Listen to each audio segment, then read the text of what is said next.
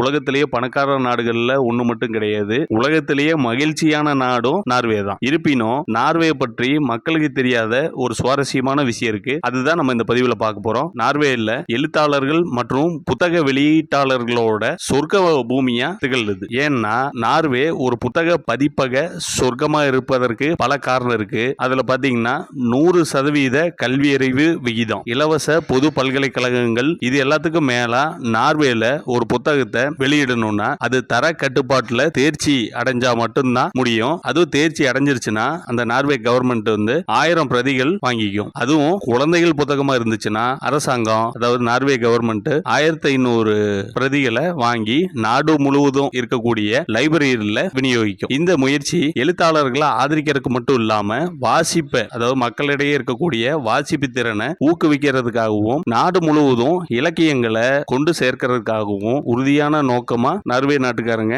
இதை பண்ணிட்டு இருக்காங்க. இலக்கியத்திற்கான நோபல் பரிசு பெற்றதுல புகழ்பெற்ற எழுத்தாளர்களான ஃபியான் ஸ்டர்ஜன், ஃபியான்சன், நட் ஹாம்சன் மற்றும் சிக்ரிட் ஹான்செட் ஆகியோர் நார்வே நாட்டை சேர்ந்தவர்கள்ங்கிறது இங்கே நம்ம குறிப்பிட்டே ஆகணும். இந்த மாதிரி புத்தக பதிப்பகங்களோட சொர்க்கமா நம்ம நாடும் வந்துச்சுன்னா எப்படி இருக்கும்? கமெண்ட்ல சொல்லுங்க.